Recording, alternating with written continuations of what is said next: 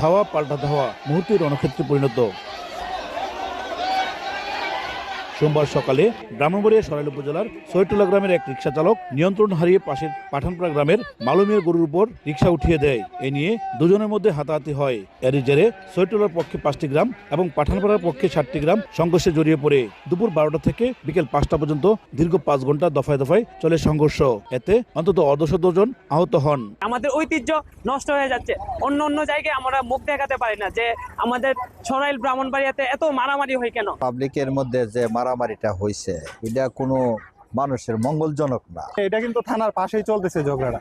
তো ওনারা যদি প্রথম থেকে একটু কঠোরভাবে ওনারা এই বিষয়টা দেখতো বা আসতো, মাঠের মধ্যে উপস্থিত থাকতো, তাহলে অবশ্যই ঝগড়াটা এতক্ষণ দূরে চলতো না। পুলিশ বাইরে আসছে কয়েকবার, আসে ওনারা চেষ্টা করছে করে আবার ব্যর্থ হয়ে আবার চলে যেতেছে। খন্ড খন্ড পাবে আর কি, ওই অতি উৎসাহী কিছু লোক যারা আছে